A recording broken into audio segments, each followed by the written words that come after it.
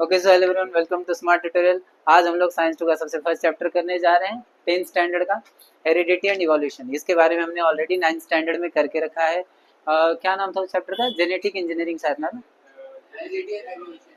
यही था, वेरिएशन था। ओके, उसमें भी हमने हेरिडिटी के बारे में पढ़ के रखा था 9th स्टैंडर्ड में। तो हेरिडिटी होता क्या, उस समय भी हमने डेफिनेशन किया था और आज भी हम वही डेफिनेशन को दोहरा रहे हैं। First of all, what is heredity? Heredity कुछ नहीं होता। हेरिडिटी सिर्फ एक ट्रांसफर है। किस चीज का ट्रांसफर है? Biological character from one generation to. Very good. तो बायोलॉजिकल कैरेक्टर मतलब समझ रहे हो?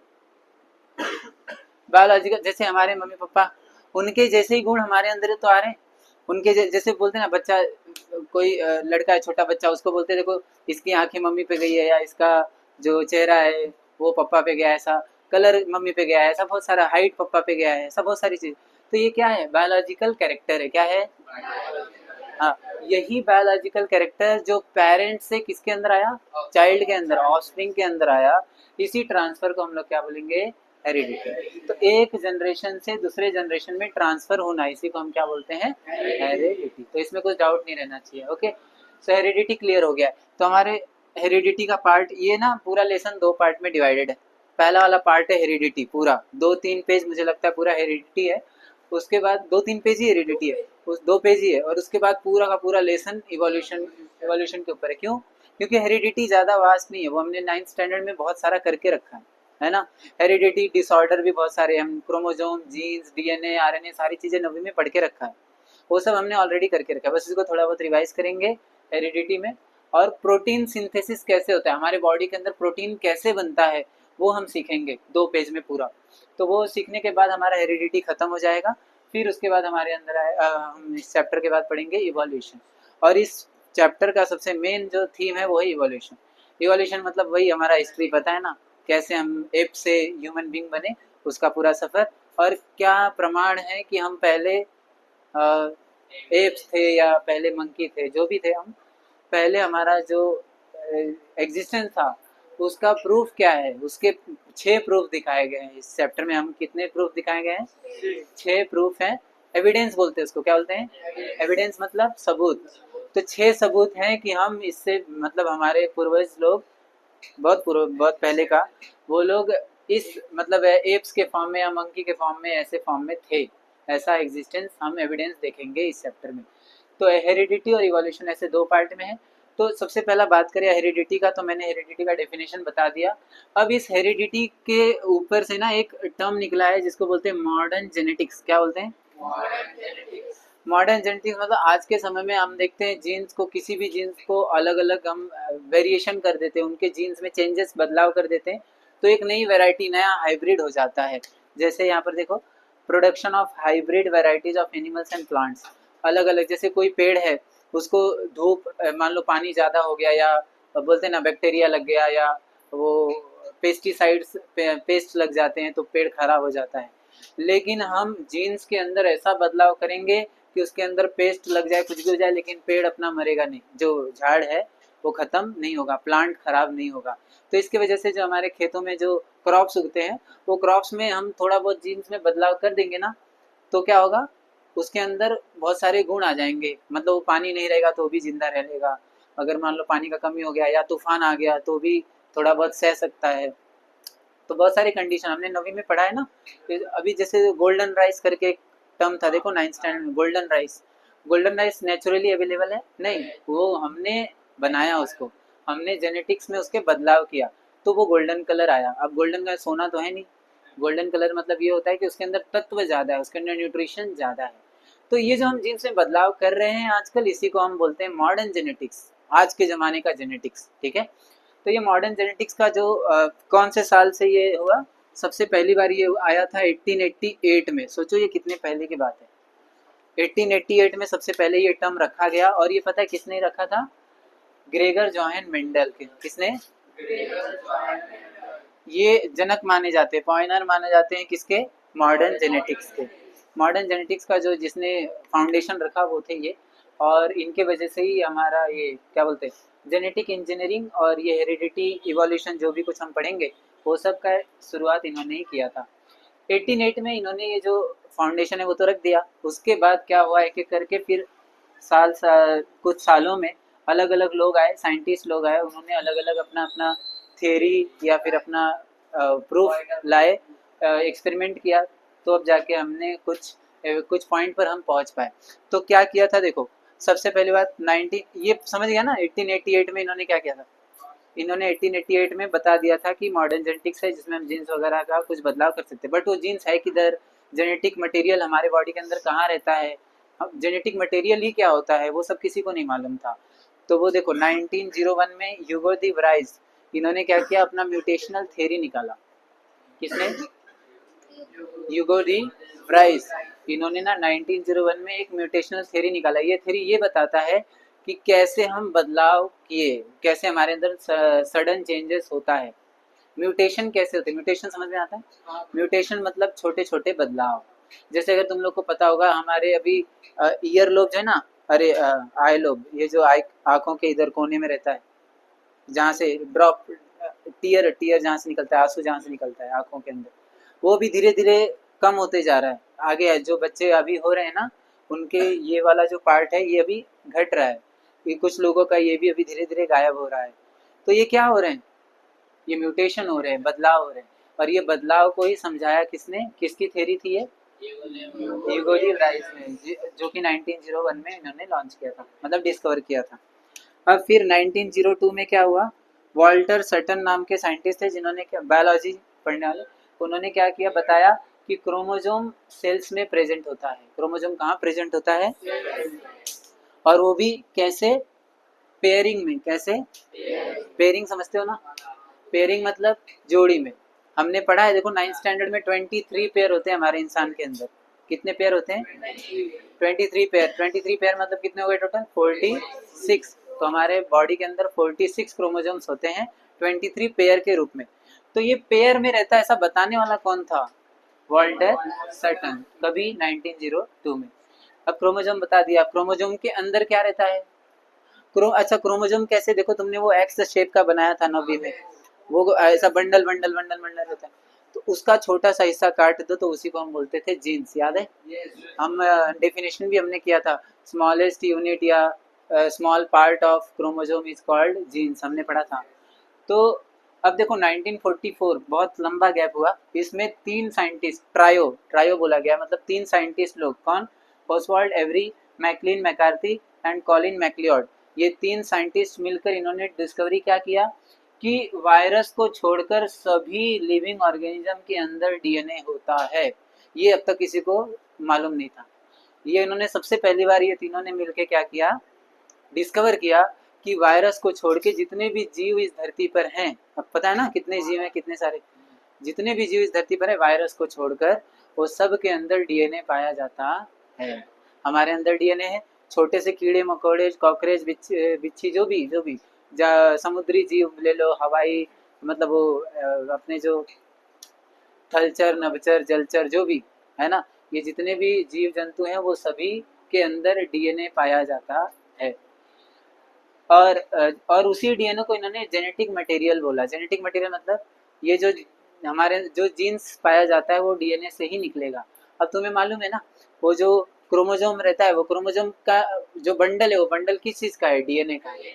और वही डीएनए का बंडल का जब छोटा सा पार्ट लेते हैं तो उसी को हम बोलते हैं जीन्स, है ना।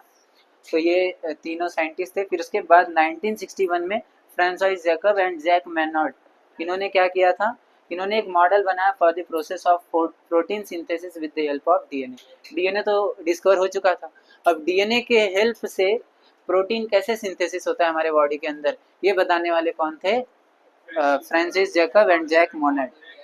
इन्होंने ना एक मॉडल बनाया, क्या बनाया, मॉडल बनाया, जिससे कि ये पता चल सके कि हम लोग एक्चुअली प्रोटीन सिंथेसिस, हमारे अंदर प्रोटीन बनता कैसे है। क्योंकि तुम्हें पता है हमारे शरीर के अंदर जो प्रोटीन बनता है वो डीएनए से ही बनता है, डीएनए के जानकारी की वजह से बनता है। डीएनए अपना कोडॉन देता है, कोडॉन का रेप्लिका देता है आरएनए के थ्रू, तब जाके वो 3 प्रोसेस होते हैं, हम पढ़ेंगे, ट्रांसक्रिप्शन, ट्रांसपोर्टेशन, ट्रांसलोकेशन, वो सारी चीजें।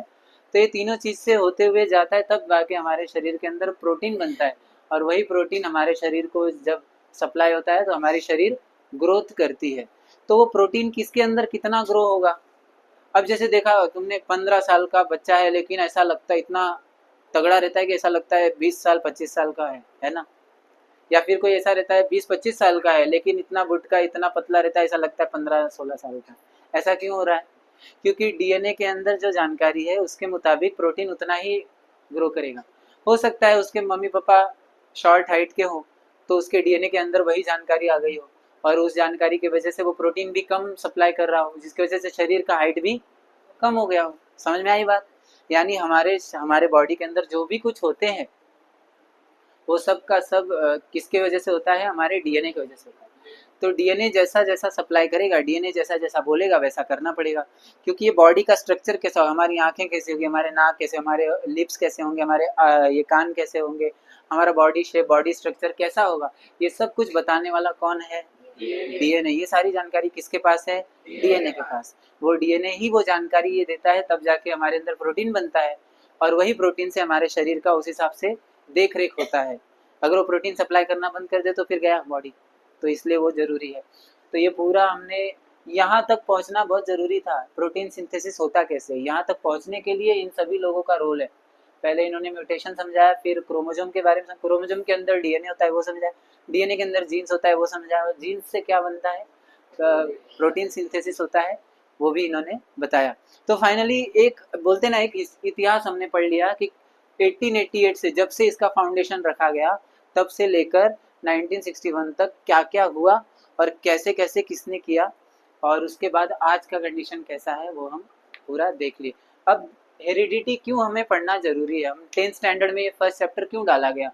क्योंकि देखो पहला चीज़ तो ये जो हेरिडिटरी डिसऑर्डर होते हैं, देखो अगर कोई इंसान को अगर उसको अभी कुछ हो जाए, कुछ बीमारी हो जाए तो वो ठीक हो सकता है ना।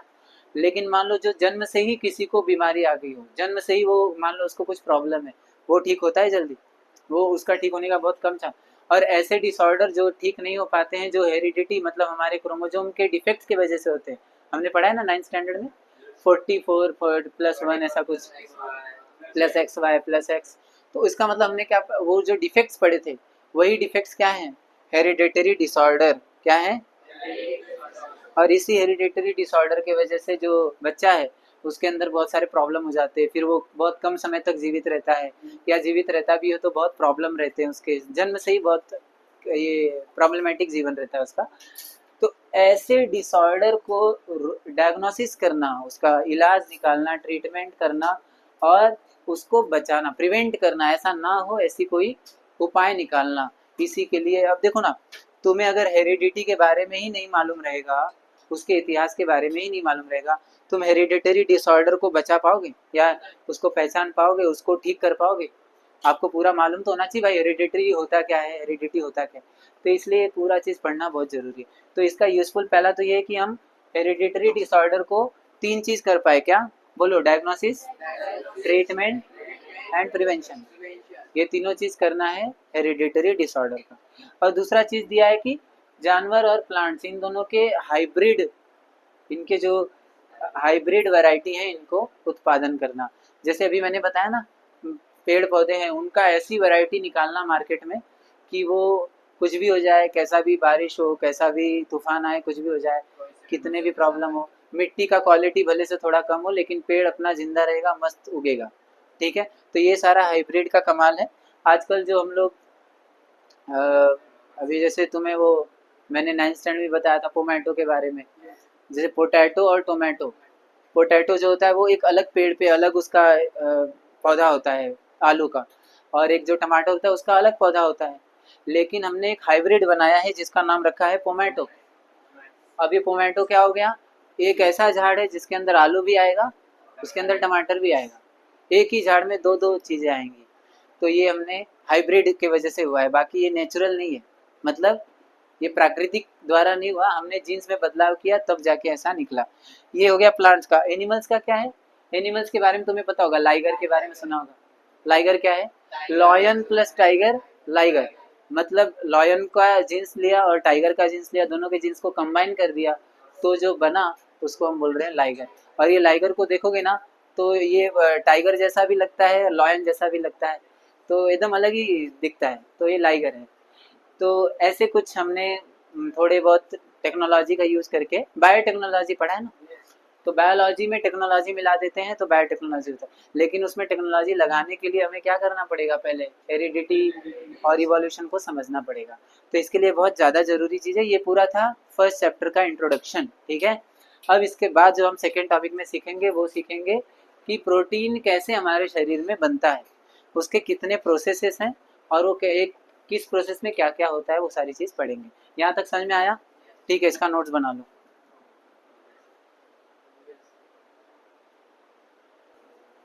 ओके ठीक है। अभी देखो, सो हमने पूरा हिस्ट्री, उसका पूरा बैकग्राउंड हमने देख लिया है। तो अभी हम ना ये देखेंगे कि हमारे शरीर के अंदर प्रोटीन को सिंथेसाइज कैसे किया जाता है, यानी प्रोटीन को बनाया कैसे जाता है हमारे शरीर के अंदर। अब ये क्या होता है, अभी देखो, protein synthesis, information of protein synthesis is stored in DNA. Protein कितना बनना चाहिए कितना नहीं बनना चाहिए, उसका पूरा इंफॉर्मेशन किसके अंदर होता है, डीएनए के अंदर।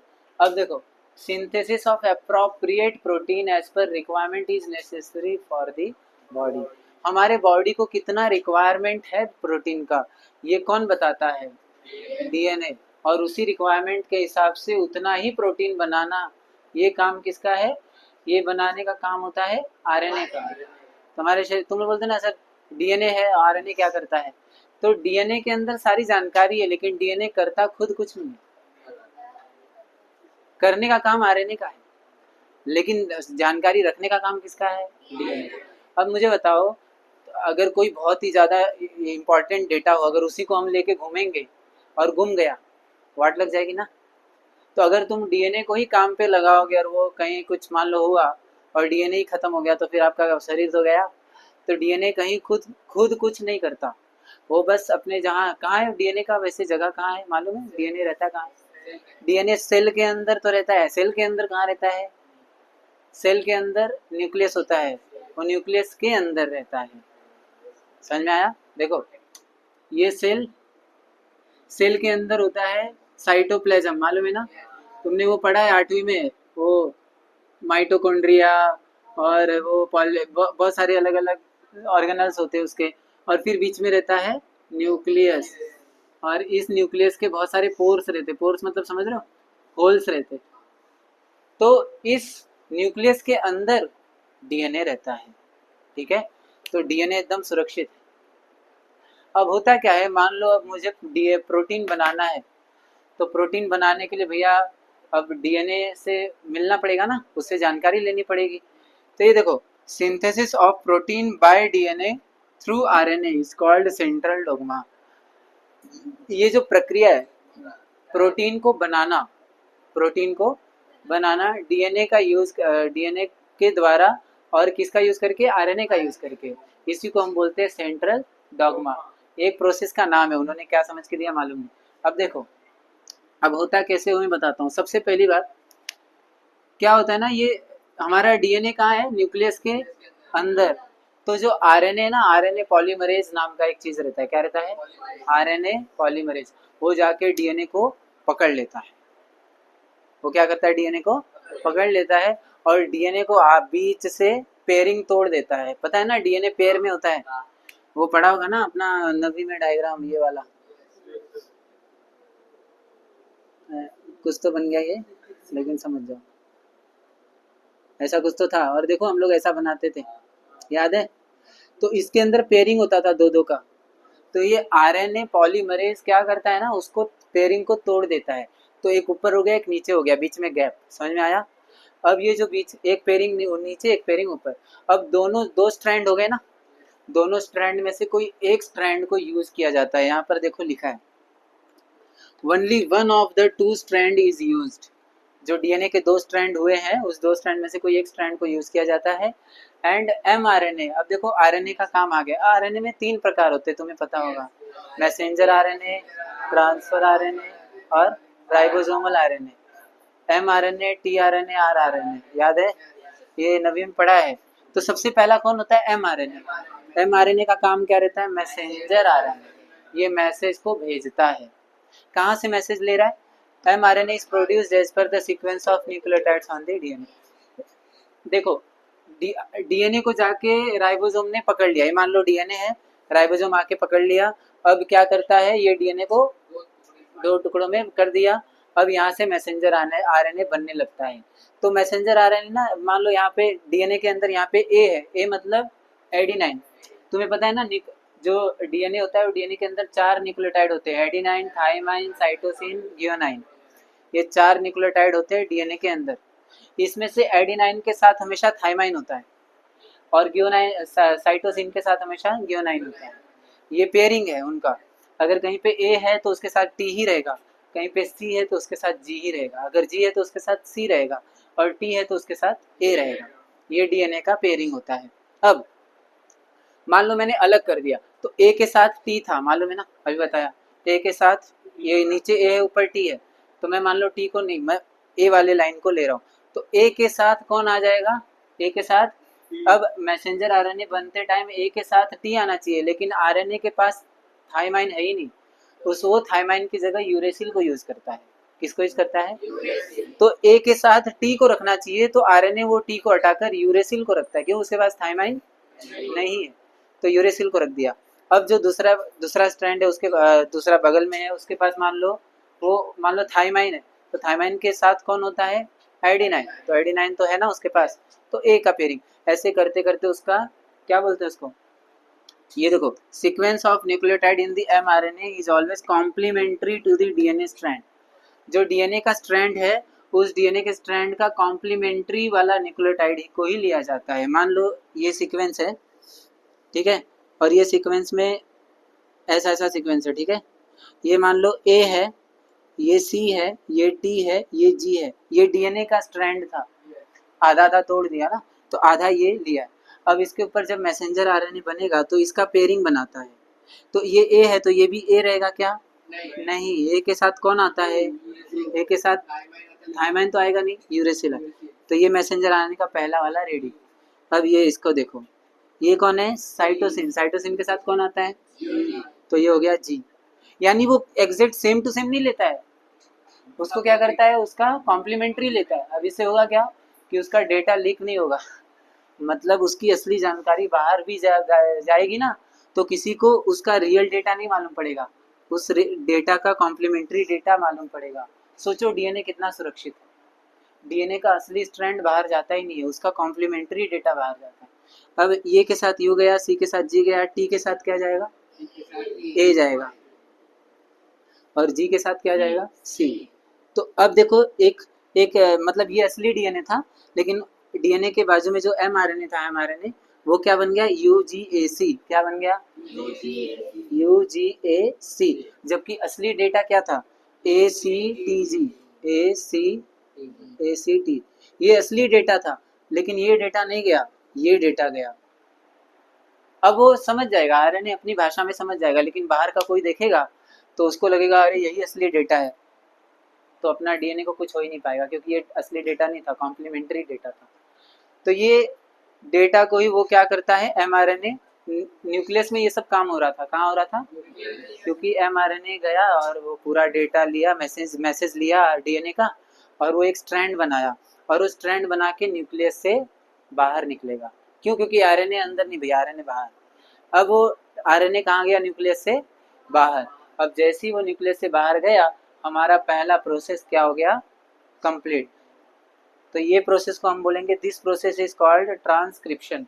तो जो सबसे पहला प्रोसेस है प्रोटीन सिंथेसिस का, वो है ट्रांसक्रिप्शन। ट्रांसक्रिप्शन मतलब वो जो जैसे ट्रांसलेट होता है ना, वैसे ट्रांसक्रिप्ट होना। ये ए की जगह यू आना, सी की जगह जी आना, ये जो पेयरिंग बन रहा है इसको ट्रांसक्राइब करना, ट्रांसलेट करना, यही जो प्रोसेस है उसको हम बोलते हैं ट्रांसक्रिप्शन, और ये सबसे पहला प्रोसेस है। तो अब तक हमें प्रोटीन सिंथेसिस में क्या समझा कि डीएनए कहाँ रहता है? न्यूक्लियस के अंदर, उसके पास डेटा होता है, वो डेटा आरएनए पॉलीमरेज उसको आधा आधा करता है, एमआरएनए उसका कॉम्प्लीमेंट्री डेटा बनाता है, कॉपी करता है उस डेटा को, जेरॉक्स मारता है उसका, और फिर उस डेटा को क्या करता है? न्यूक्लियस से बाहर लाता है। तो ये जो पूरा प्रोसेस है इसका नाम क्या रखा? बस। अभी तक प्रोटीन बना, हाथ में आया प्रोटीन? प्रोटीन अभी तक बना ही नहीं, अभी तक सिर्फ डेटा बाहर आया। अब उस डेटा का यूज करके प्रोटीन बनाएंगे, अभी तक प्रोटीन बना नहीं है। प्रोटीन का पहला स्टेप क्लियर हुआ है जिसको हम बोलते हैं ट्रांसक्रिप्शन। तो ये वो प्रोसेस पता है, अगर तुम्हें एग्जाम में आता है कि ट्रांसक्रिप्शन को एक्सप्लेन करो या ट्रांसक्रिप्शन को बताओ, तो तुम्हें यहाँ से बताना पड़ेगा। यहाँ से क्या बताएंगे? पहला, mRNA is produced as per the sequence of nucleotide on DNA. DNA के जो भी न्यूक्लियोटाइड है, ए टी जी सी जो भी है न्यूक्लियोटाइड, उसके सीक्वेंस के हिसाब से ही mRNA बनता है ना, हमने देखा अभी इसके सीक्वेंस के हिसाब से।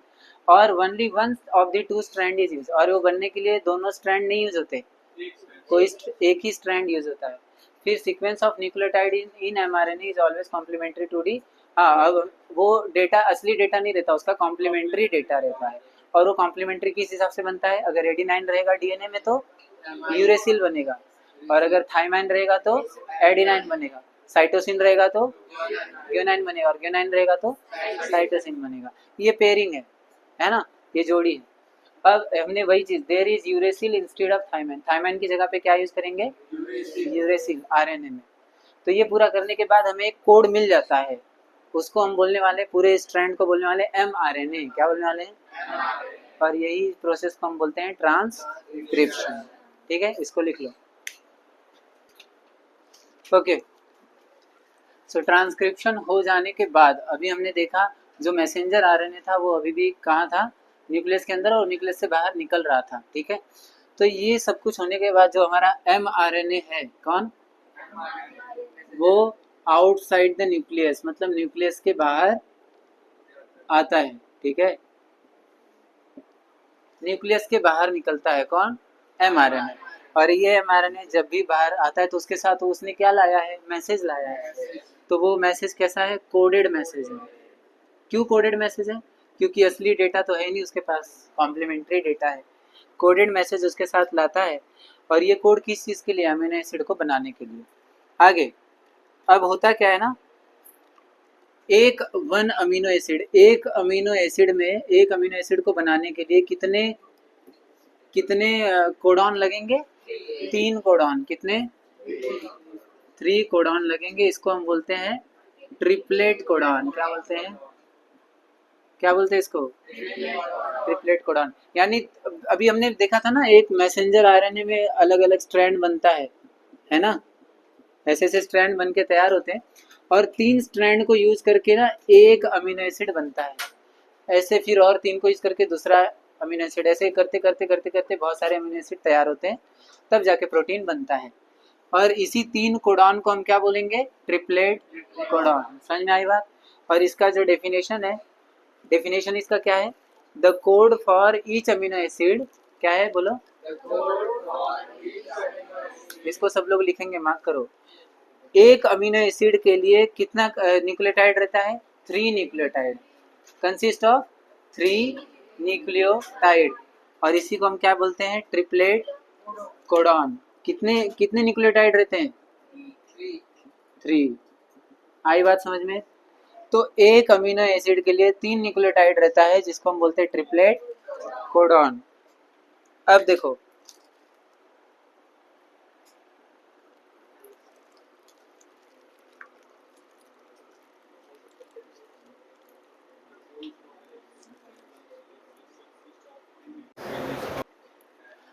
अब देखो ये जो अमीनो एसिड है, मैंने अभी बोला ना 3 न्यूक्लियोटाइड को मिलाकर एक अमीनो एसिड तैयार होता है, लेकिन वो न्यूक्लियोटाइड को लेकर अमीनो एसिड बनाना, ये काम है किसका? ये काम है ट्रांसफर आरएनए का, टीआरएनए। टीआरएनए क्या करता है ना, टीआरएनए का डायग्राम देखो टेक्स्ट बुक में दिया है, वो कुछ ऐसा दिख रहा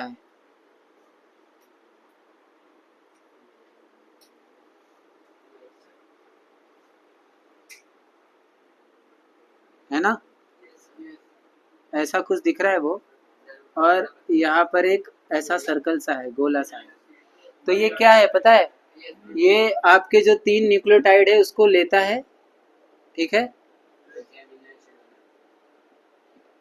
इन तीनों को लेता है, कॉपी करता है, और उसके अकॉर्डिंग तीनों को मिलाकर एक अमीनो एसिड बनाता है। तो ये न्यूक्लियोटाइड को लेकर अमीनो एसिड बनाना, ये काम है किसका? टीआरएनए का। ये है टीआरएनए। समझ में आई बात? लेकिन ये काम कहाँ पे करता है, किसके वजह से करता है? तो थ्रू बाय आरआरएनए। आरआरएनए मतलब कौन? राइबोसोम। कौन? तो ये जो राइबोसोम देखो डायग्राम दिख रहा है वहाँ पे बुक में देखो, ये जो है ये राइबोसोम है ब्लू कलर का जो दिख रहा है, और ये राइबोसोम के अंदर ये ट्रांसफर आरएनए आता है और हर एक 3 न्यूक्लियोटाइड के ऊपर एक अपना मैसेज तैयार करता है ना। उस कोडॉन को यूज करके वो अपना पेयरिंग बनाता है और उस पेयरिंग का यूज करके एक अमीनो एसिड बनाता है। ऐसे वो बनाते जाता है और फिर ये जो राइबोसोम है, ये राइबोसोम अपना लोकेशन चेंज करते जाता है, और ये जो लोकेशन चेंज कर रहा है इसी को हम बोलेंगे ट्रांसलोकेशन। समझ में आई बात। और ये जो टीआरएनए न्यूक्लियोटाइड को लेकर अमीनो एसिड में कन्वर्ट कर रहा है, ट्रांसलेट कर रहा है, इसी को हम बोलेंगे ट्रांसलेशन। ट्रांसलेशन। तो यहाँ पर हमारा ट्रांसलेशन और ट्रांसलोकेशन दोनों भी क्या हो गया, खत्म हो गया। तो देखो एक बार वापस बता देता हूँ क्या क्या हुआ। तो हमारा सबसे पहला क्या हुआ था, न्यूक्लियस के अंदर होता है डीएनए, डीएनए को हमने राइबोसोम का यूज करके क्या किया, राइबोसोम नहीं पॉलीमरेज, पॉलीमरेज का यूज करके उसको अलग अलग किया, एक स्ट्रैंड को यूज करके मैसेज तैयार किया एमआरएनए, वो एमआरएनए न्यूक्लियस से बाहर आया, और जैसे ही वो बाहर आया आउटसाइड द न्यूक्लियस उसका कोडेड मैसेज देखा, तो उसके 3 न्यूक्लियोटाइड को यूज करके एक अमीनो एसिड बनाना था, और ये काम किया किसने, टीआरएनए। किसने, टीआरएनए। और वो टीआरएनए जो इसको ट्रांसलेट कर रहा है, इसी प्रोसेस को हम बोलेंगे ट्रांसलेशन। लेकिन ये सब होता किधर है, ये सब होता है राइबोसोम में, आरआरएनए के अंदर होता है। तो ये आरआरएनए जो है राइबोसोम रहता है, और ये एक एक कोडॉन हो गया तो उसके बाद वो अगले कोडॉन पे जाता है, फिर वो अगले कोडॉन पे जाता है, ऐसे करते करते पूरा एमआरएनए खत्म करता है। तो अपना लोकेशन चेंज करते जा रहा है, इसी प्रोसेस को हम बोलते हैं ट्रांसलेशन, ट्रांसलोकेशन। तो इनका अगर डेफिनेशन का बात करें तो ट्रांसलेशन इसका डेफिनेशन, और ट्रांसलोकेशन इसका डेफिनेशन एग्जाम में आता है। तो इसका डेफिनेशन क्या है, तुम्हारी बुक में दिया है ऑलरेडी, ये देखो, ये यहाँ से लेके each mRNA is made up of thousands of triplet codon, as per message on the mRNA amino acid are supplied by the tRNA। देखो अमीनो एसिड कौन सप्लाई कर रहा है, tRNA। Having for this purpose tRNA has anti codon, ये हर एक codon का इसके पास क्या रहता है, एंटी कोडॉन, और उसी एंटी कोडॉन से वो अमीनो एसिड तैयार करता है। Having complementary sequence of the codon on mRNA, this is called translation. समझ में आई बात। तो ट्रांसलेशन का डेफिनेशन याद रखो ये। अब उसके बाद ये सब होने के बाद अब देखो यहाँ पर ड्यूरिंग दिस प्रोसेस, यहाँ से दिख रहा है, during this process the ribosome keeps on moving from one end of mRNA to the other end. समझ में आई बात। ये राइबोसोम क्या करता है, एमआरएनए के एक एंड से मूव होते होते दूसरे एंड तक जाता है, तो ये लोकेशन चेंज कर रहा है ना। तो क्या दिया है आगे, by the distance of one triplet codon, this is called translocation. समझ में आई बात। तो हमने 3 चीज पढ़ लिया, ट्रांसक्रिप्शन, ट्रांसलेशन, ट्रांसलोकेशन। ट्रांसक्रिप्शन मतलब डीएनए का मैसेज, डीएनए का कॉम्प्लीमेंट्री मैसेज एमआरएनए, वो ट्रांसक्रिप्शन हो गया। ट्रांसलेशन मतलब ये जो न्यूक्लियोटाइड है उससे अमीनो एसिड बनाना, ये हो गया ट्रांसलेशन। और ट्रांसलोकेशन मतलब राइबोसोम का पोजीशन चेंज करना, आगे आगे बढ़ते जाना। ये जो तीनों को मिलाकर जो प्रक्रिया हुआ, इससे हमें अमीनो एसिड का एक ऐसा मिलता है, प्रोटीन मिलता है। तो इसी अमीनो एसिड को बंडल को, पूरा ग्रुप को हम बोलेंगे, एक साथ मिलेगा तो क्या बनेगा, ये प्रोटीन। तो ये पूरा कंप्लीट होने के बाद हमारा प्रोटीन सिंथेसिस कंप्लीट हो जाता है। समझ में आएगा। तो ये क्या टॉपिक था, ये प्रोटीन सिंथेसिस। तो इसके डेफिनेशन याद रखो, एक बार नोट्स बना लो इसका। हाँ, तो ये प्रोटीन देखो, ये प्रोटीन करते क्या है हमारे बॉडी में, तो यहाँ पर लिखा है these protein control various functions in the body of living organisms and their appearances. समझ में आ रही बात। हमारे बॉडी के फंक्शंस, कौन सी चीजें कितना फंक्शन कैसे काम करेंगे, ये पूरा किसकी वजह से हो पा रहा है, प्रोटीन की वजह से। और हमारा अपीयरेंस, अपीयरेंस मतलब हमारा अपीयरेंस, हमारा हम कैसे दिखने चाहिए, हमारा ढांचा कैसा होगा, हमारा दिखावा कैसा होगा, वो पूरा बॉडी का स्ट्रक्चर, वो सब कौन डिसाइड करता है, प्रोटीन की वजह से ही होता है। अगर प्रोटीन हमें कम मिला है तो हो सकता है हाइट कम हो जाए। किसी का ऐसा होता है कि 12-13 उम्र में ही बहुत ज़्यादा हाइट आ गई, या फिर होता है किसी का 18-19 की उम्र में भी बहुत कम हाइट है अभी तक, तो प्रोटीन की कमी होती है ना। अब ये प्रोटीन में हम कुछ ऐसा नहीं हॉर्लिक्स पिया हो गया प्रोटीन, अरे डीएनए को मैं डीएनए मैं तेरे को घुस देता हूँ चल, ऐसा कुछ नहीं है। आप कुछ भी कर लो, कितना भी स्टंट मार लो, उल्टा लटक जाओ, हाँ हाइट बढ़ना चाहिए, कुछ भी नहीं होगा, क्योंकि ये हो किधर से रहा, आइडिया नहीं कोई। देखो कुछ होगा नहीं, बस हड्डियों का जो गैप है वो बढ़ जाएगा, तो आपको लगेगा अरे फर्क हो रहा है। कुछ नहीं होता है ये सब, आपको इन सब झंझट में पड़ना नहीं है। हाइट कम है तो है, ऐसा एकदम खुल के बोलने का, हाँ है क्या बोलेगा। मेरा अगर हाइट कम है तो है, अगर हाइट ज्यादा है तो है, कोई दिक्कत नहीं। ठीक है, हाइट ज्यादा होके भी क्या मतलब, अफजल खान जैसा मर के आएगा, और हाइट कम होके भी देखो शिवाजी जैसा नाम करेगा, तो ये हाइट से कुछ लेना देना नहीं है, ये सब बस कहने की बातें हैं। और हाँ, ब्लैक एंड व्हाइट ये सब भी कुछ नहीं है, अपीयरेंस अरे काला है गोरा है ये सब से भी कुछ मतलब नहीं रखता। एट द एंड सब वही बूढ़े हो जाते, चमड़ी सब गिर जाती, मतलब नहीं है।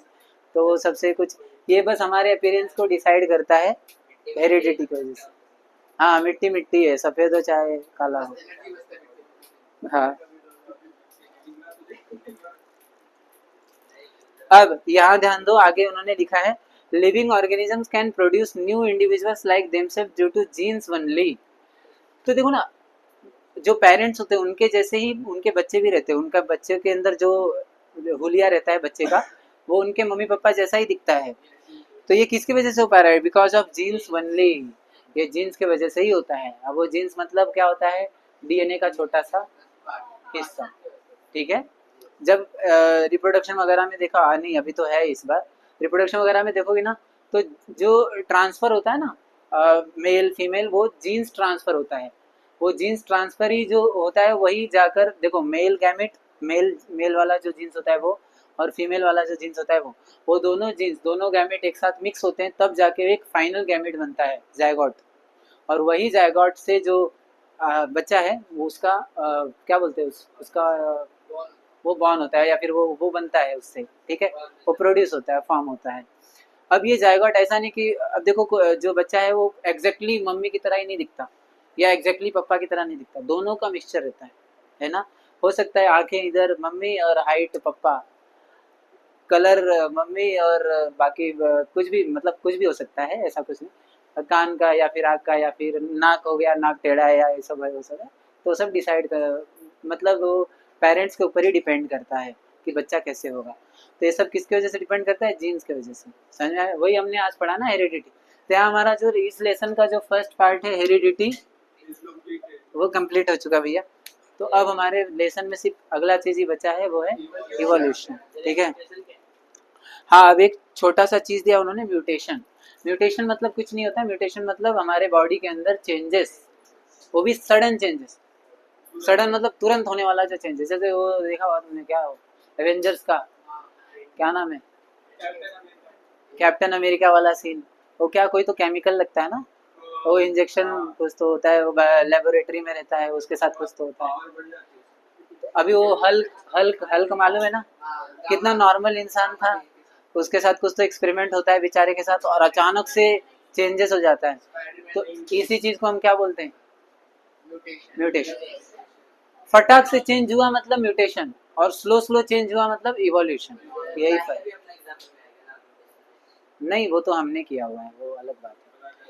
अब देखो यहाँ पर उन्होंने क्या दिया है, sometimes sudden changes occur in those genes, sometimes any nucleotide of the gene changes its position that cause minor change which is nothing but mutation।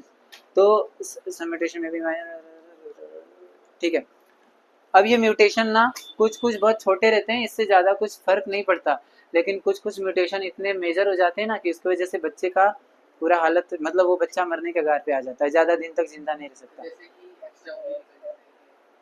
नहीं नहीं, एक्स्ट्रा उंगली वाली बात नहीं हो रही यहाँ पे, जीन्स की बदलाव हो रही है।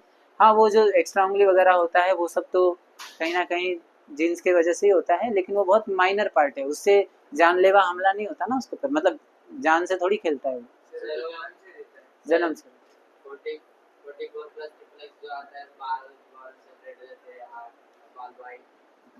हाँ वो तो हेरिडेटरी डिसऑर्डर है ना।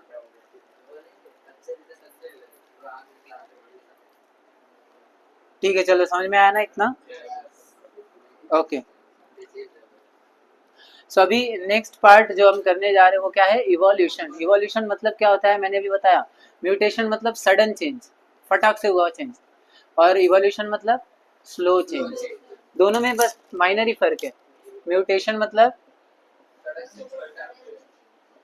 सडन चेंज, सडन मतलब क्या होता है, तुरंत जब अचानक से बदलाव हो जाए, और इवोल्यूशन मतलब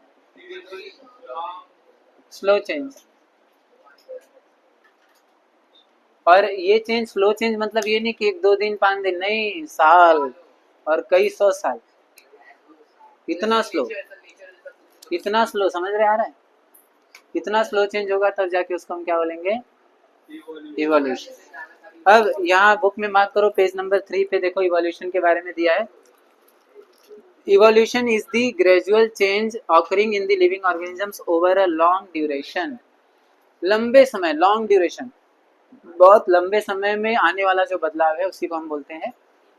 हाँ, और पता है ये इवोल्यूशन आंखों में नजर भी नहीं आता, ऐसा लगता है अरे कुछ भी तो नहीं बदला है, इतना स्लो चेंज होता है। जैसे मुझे बताओ, नहीं वो नहीं, जैसे हम लोग अभी पहले जो भी थे, एप्स थे, बंदर थे, वहां से धीरे धीरे धीरे धीरे हम इंसान बनते आए हैं, लेकिन पता है हमें भी नहीं खबर कि हम कब कब बंदर से इंसान बन गए, ये इतना स्लो था। हमें धीरे धीरे विश्वास होने लगा, अरे पहले बंदर थे, बंदर से थोड़ी थोड़ी चीजें हटाती गए तो ध्यान में नहीं आएगा ना, छोटी छोटी चीजें हटाओगे तो ऐसे हटते गए, पहले बाल गायब हो गए थोड़ा बहुत, फिर उसके बाद पूछ धीरे धीरे कम होने लगा, और ऐसा नहीं कि अगले जनरेशन में पूछ ही गायब हो गया, नहीं, पूछ छोटा हो गया, फिर अगले जनरेशन में और छोटा हो गया, फिर अगले जनरेशन में और छोटा हो गया, तो लोगों ने ऐसा मान लिया कि अरे पूछ तो अभी बहुत छोटा होता है या होता ही नहीं, तो फिर अगले जनरेशन में गायब हो गया, तो लोगों ने उतना ध्यान नहीं दिया, क्यों, क्योंकि अरे चलता है, इतना स्लो चेंज होगा कि आपको पता ही नहीं चलेगा कि चेंज हो रहा है। और ऐसे ही करते करते करते करते चार पैरों पे चलने वाला जानवर आज दो पैरों में खड़ा होकर तुम्हारे सामने पढ़ा रहा है, अरे सॉरी, जो हूँ अभी वही कहो, नहीं तो हम भी फिर वही कहेंगे जो तुम थे। हाँ सॉरी, अभी भी हो। समझ में आ रही बात, तो ये इवोल्यूशन है। अब इन्होंने क्या बोला है, this is very slow going process through which development of organisms is achieved. और ये बहुत ही स्लो गोइंग प्रोसेस है, समझ में आ रही बात, और इससे डेवलपमेंट बहुत ही स्लो होता है, ठीक है। All the stages in this change occurred in the various components ranging from stars in the planets in the space to the biosphere present on the earth should be included in the study of evolution। और evolution मतलब ये नहीं कि जो जीव जंतु हैं, जीव हैं, उन्हीं के ऊपर बदलाव होता है, नहीं, अर्थ के ऊपर भी तो बदलाव हुआ है क्या, तब से अब तक अर्थ वैसा ही है, कुछ तो बदलाव हुआ रहेगा क्या, स्टार्स जैसे थे वैसे ही हैं, बाकी प्लानिटरी पोजीशन जैसे थे वैसे, सब तो इवॉल्व हुए ही है ना, सब में कुछ ना कुछ बदलाव हुआ ही है। तो ये इवोल्यूशन सिर्फ जीव पर नहीं होता, सब पर होता है।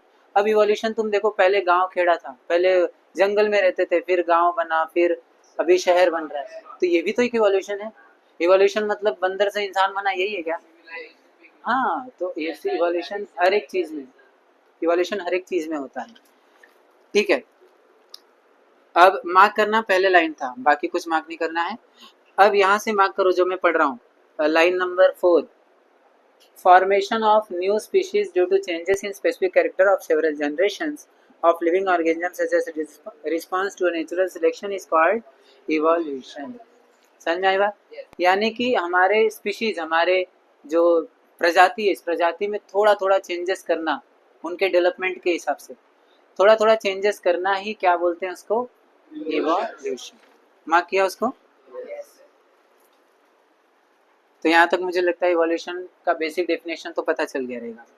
अब जो जरूरी बात है यहाँ पर, 3.5 बिलियन ईयर्स एगो, मतलब समझ रहे, 3.5 billion, 3.5 billion years ago life had begun non existent on the अर्थ, यानी 3.5 बिलियन साल पहले लाइफ था ही नहीं धरती पर, लाइफ था ही नहीं, कुछ भी नहीं था, डायनासोर भी नहीं था, लाइफ ही नॉन एग्जिस्टेंट है, तो और क्या रहेगा। तो देखो, तो वही तो बता रहे, आज वही तो पढ़ना है, ठीक है।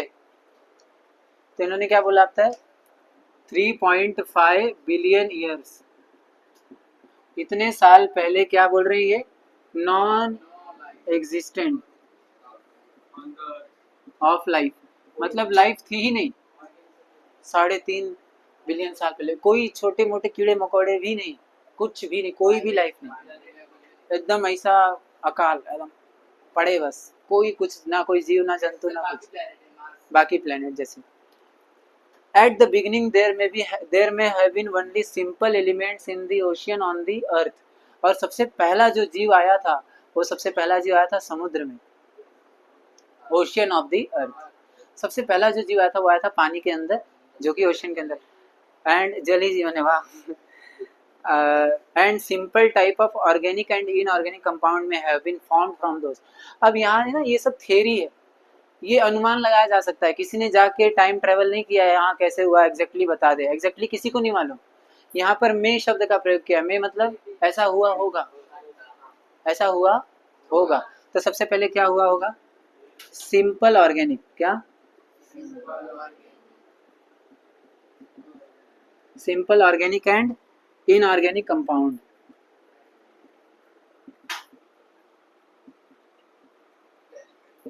सिंपल ऑर्गेनिक और इनऑर्गेनिक कंपाउंड पहले बना होगा, और वो भी कहाँ बना होगा, ओशियन में। कहाँ पे, समुद्र में। And complex compound like proteins and nucleic acid may have been formed over a long period from दो सिंपल। और इसी सिंपल ऑर्गेनिक से कॉम्प्लेक्स ऑर्गेनिक बना होगा। पहले सिंपल बना, सिंपल बनने के बाद कॉम्प्लेक्स ऑर्गेनिक कंपाउंड बना होगा।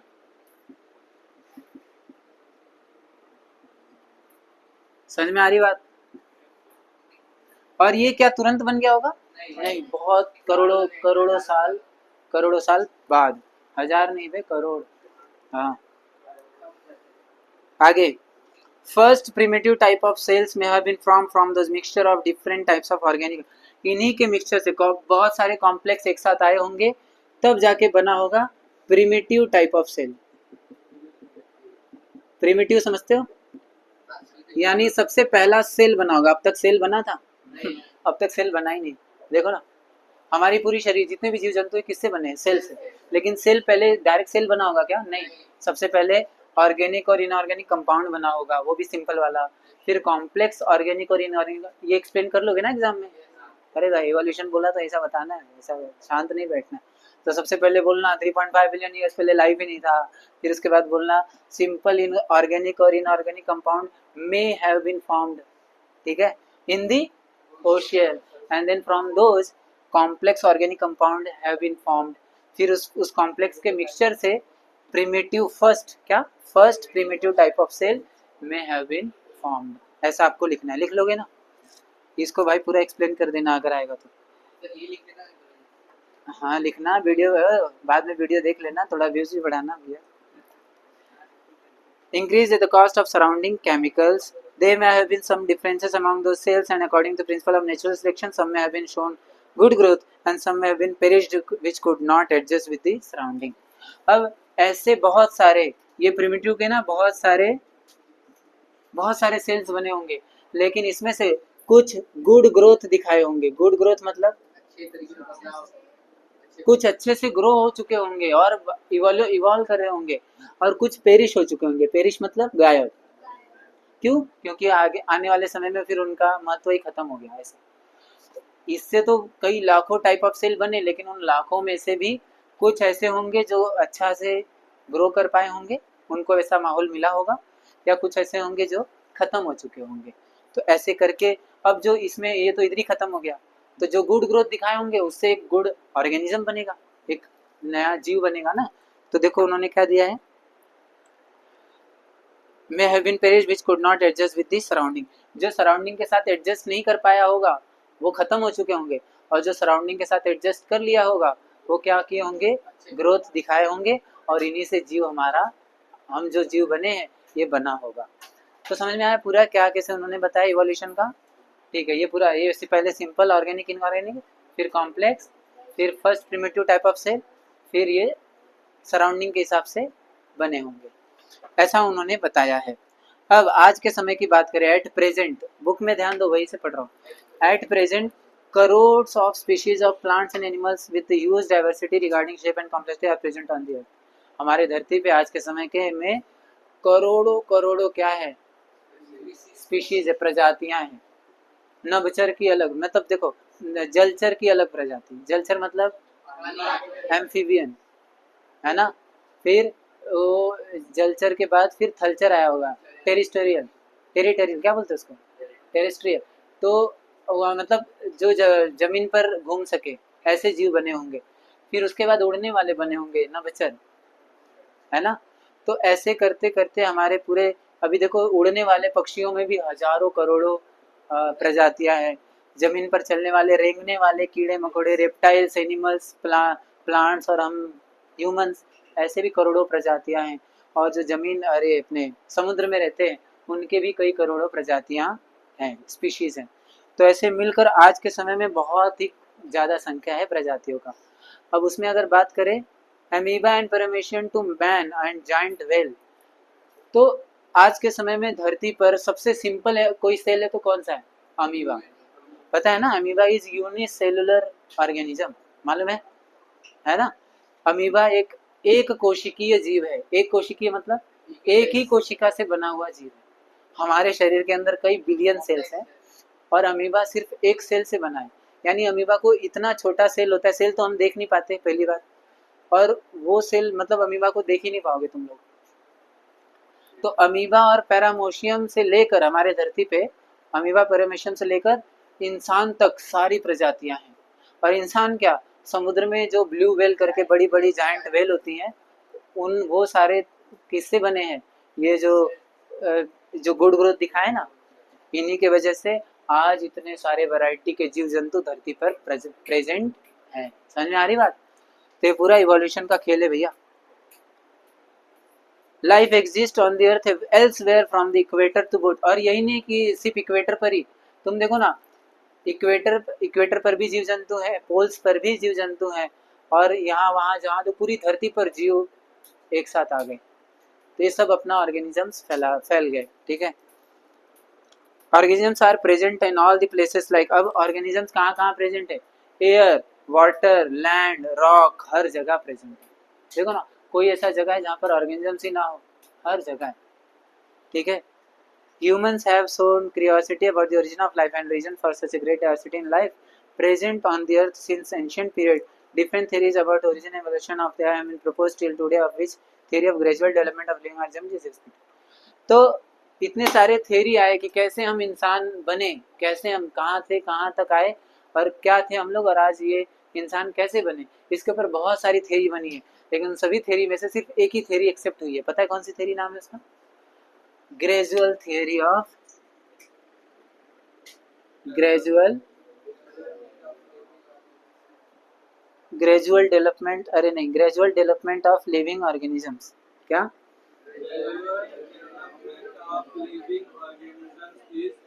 हाँ, लिविंग ऑर्गेनिजम्स। समझ में आई बात। Gradual development of living organisms ये एक थ्योरी है, सिर्फ यही थ्योरी ही एक्सेप्ट हुई है। अब ग्रेजुअल डेवलपमेंट मतलब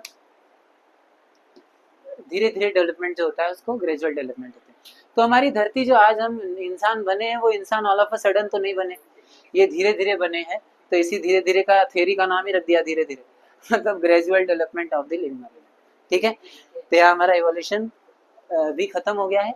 अब इस थ्योरी के हिसाब से बात करें तो एक थ्योरी उन्होंने देकर रखा है बगल में, इसका नाम रखा है थ्योरी ऑफ इवोल्यूशन। उसको जरा देखते हैं क्या है वो, एक छोटा सा ही चीज है। According to this theory, first living material protoplasm has been formed in a ocean. मैंने जैसे कि बताया, सबसे पहला जीव जो बना होगा वो कहाँ बना होगा, ओशियन में। और वो पहला जीव का नाम क्या रखा उन्होंने, प्रोटोप्लाज्म। क्या नाम रखा, तो पहला जीव ओशियन में बना होगा प्रोटोप्लाज्म, ठीक है।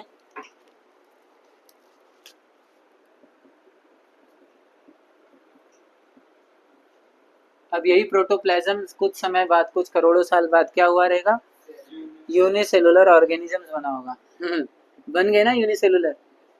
अब यूनिसेलुलर में कौन आ गए, अमीबा, पैरामोशियम, यूग्लेना, ये सारे चीज आ गए ऑर्गेनिजम्स। समझ में आई बात।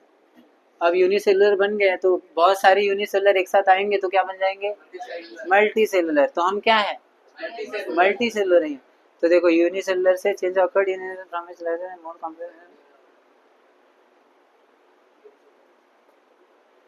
तो इसी यूनिसेलुलर से मल्टी सेलुलर ऑर्गेनिजम्स बना होगा, और उसी मल्टी सेलुलर ऑर्गेनिज्म से मल्टी डायमेंशनल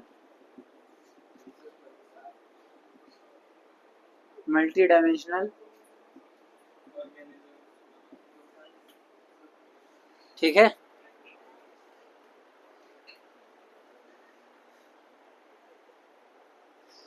मल्टी डायमेंशनल मतलब कैसा, डिफरेंट टाइप्स के ऑर्गेनिज्म, डिफरेंट टाइप्स समझते हो ना, अलग अलग प्रकार के जितने भी जीव जंतु हैं सब बने होंगे इसी प्रोसेस में। अब तुम्हें लग रहा होगा कि अरे क्या है, चार ही तो हुआ है, 4 दिन में हो गया रहेगा, ऐसी बात नहीं है। सिर्फ यहाँ से यहाँ जितना इधर से इधर आने में कम समय लगा होगा, लेकिन इधर से इधर बनने में ना कई करोड़ों हजारों करोड़ों साल लगे होंगे। ये सिर्फ प्रोटोप्लाज्म से यूनिसेलुलर बनना ही कितना हार्ड है वो समझो, ठीक है। हाँ हाँ, overall process is called evolution, which is organizational and progressive development of plants and animals from the ancestors have different structural and functional organisms is called evolution। तो functions यही स्ट्रक्चर सब जो ग्रेजुअल चेंजेस हुए इन सभी में, इसी gradual changes को हम क्या बोलने वाले हैं, इवोल्यूशन। तो हमने आज के इस पार्ट में इवोल्यूशन क्या होता है वो भी देख लिया, और इवोल्यूशन मतलब कितने 3.5 बिलियन ईयर्स से स्टार्ट होकर आज तक कितने वैरायटी आ गई हैं, कितने सारे जीव जंतु आ गए वो भी हमने देखा, क्या कारण था इसके पीछे का वो भी हमने देखा, और इसके पीछे जो थ्योरी है जिसका नाम क्या रखा, gradual development of living organism. और इसी थ्योरी के हिसाब से सबसे पहला प्रोटोप्लाज्म बना होगा, फिर यूनिसेलुलर, फिर मल्टीसेलुलर, फिर अलग अलग टाइप के ऑर्गेनिज्म बने होंगे। तो ये हो गया बुकिश नॉलेज, ये बुक का जितना नॉलेज था वो हो गया। अब मैं तुम्हें बताता हूँ मेरा, अब देखो एक्स्ट्रा नॉलेज वाला पॉइंट। तो देखो इन्होंने थ्योरी के हिसाब से भी बताया कि सबसे पहला जो जीव आया था वो कहाँ आया था, समुद्र में। अब तुम्हें पता है ये सत्य बात है कि सबसे पहला जो जीव आया है, और ज्यादातर जो जीव आए हैं आजकल, तुम्हें पता है अभी समुद्र का हमने 95% भी एक्सप्लोर नहीं किया। समुद्र इतना विशाल है कि हमने 95% समुद्र में क्या है ये हमें नहीं मालूम। अब तक हमने समुद्र में जो भी कुछ ढूंढा है वो सिर्फ 5% है। मतलब हम स्पेस में जाके आ गए, कहाँ कहाँ घूम के आ गए, और समुद्र में ही नहीं गए। इतना विशाल है अपना समुद्र, पता ही है 71% पूरा। तो सोचो इसमें कितने अलग अलग जीव होंगे, अभी भी ऐसे ऐसे जीव होंगे जिनके बारे में हमने देखा पढ़ा भी नहीं होगा, ऐसे ऐसे जीव होंगे अभी तक एक्सप्लोर ही नहीं किया ना, जब करेंगे तो पता है। तो सबसे पहला और पुराना जीव जो बना वो बना समुद्र में। अब जब ये जीव बड़े होते गए, विशाल बनते गए, तब ये तैरना औरना, मछलियाँ, ये सब बहुत सारी चीज बनती गई। अब ये धीरे धीरे धीरे धीरे समुद्र के सतह पर आने लगे, समुद्र के सरफेस पर। अब सरफेस पर आने लगे ना तो धीरे अब ये फिर उधर ही रहने लगे, नीचे नहीं, अब ऊपर रहने लगे।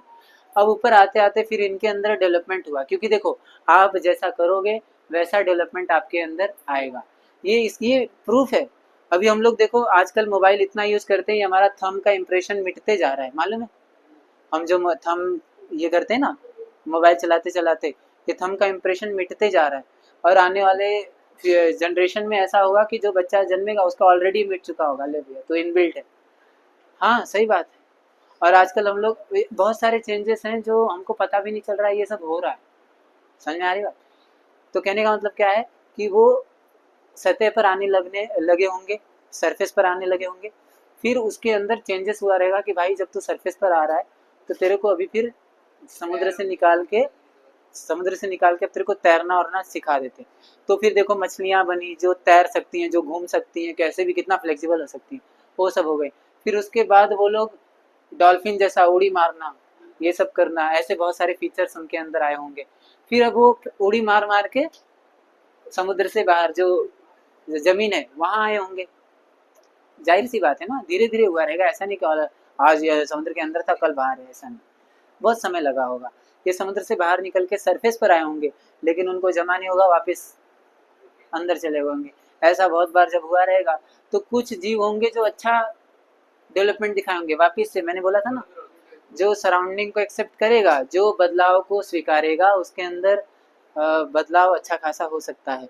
तो जो जीव ऐसा समझे होंगे कि नहीं मेरे को समुद्र में नहीं रहना, मुझे बाहर रहना है, तो नेचर उसका सपोर्ट किया होगा और नेचर उसको अब जलचर से हटाकर थलचर पर लाया होगा।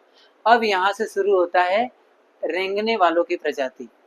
अब इसी बदलाव के दौरान कुछ ऐसे जीव बने जो जल में भी रह सकते हैं, थल में भी रह सकते हैं। जैसे सांप, सांप को देखो, जमीन पे भी रह सकता है, पानी में भी रह सकता है। कछुआ जमीन पे भी रह सकता है, पानी में भी रह सकता है। मेंढक जमीन पे भी रह सकता है, पानी में भी। ये कुछ ऐसे जीव है जो बीच में ही फंस गए, इनके अंदर दोनों चीज आ गया। अब एक फिश है जिसका नाम है लंग फिश। अब फिश के अंदर क्या रहता है, गिल्स रहते हैं, मालूम है ना, गले के इधर। वो फेफड़े की वजह से सांस नहीं लेते, उनके अंदर पानी से सांस लेने का एक सिस्टम रहता है, गिल्स। लेकिन एक ऐसा फिश है जिसके अंदर गिल्स नहीं है, लंग है। अब लंग किसके पास होता है, इंसानों के पास। फेफड़ा किसके पास, हमारे पास होता है। अब ये फेफड़ा मछली के अंदर आ गया। अब ये फेफड़ा मछली के अंदर है तो वो फेफड़े से सांस ले पा रही है, और वो इसके अंदर समुद्र के अंदर नहीं रह सकती, उसको फिर बाहर ही रहना पड़ेगा, क्योंकि उसके पास लंग्स है ना, वो सांस तो बाहर ले पाएगी, समुद्र में नहीं ले पाएगी। तो ऐसे इवोल्यूशन हुए धीरे धीरे। फिर क्या हुआ, समुद्र से हटकर कुछ जीव आकर बाहर रहने लगे। अब कुछ जीव जब बाहर रहने लगे तो उनको फिर पैर या हाथ होते ऐसे कुछ अंग आने लगे होंगे। ये बहुत समय की बात कर रहा हूँ, ऐसा नहीं कि बहुत तुरंत हुआ रहेगा, बहुत समय बाद। फिर हाथ पैर बहुत सारी चीजें आने लगी होंगी, और फिर उसके बाद क्या हुआ रहेगा, चार जानवर जो बने हैं, पहले तो रेंगने वाले जानवर बने होंगे, रेंग रेंग कर चल रहे हैं। अब रेंग रेंग कर चल रहे हैं तो सोचा होगा कि भाई इसको चलने जैसा कुछ साधन मिलना चाहिए, तो उसके पास हाथ पैर जैसे कुछ अंग आए होंगे।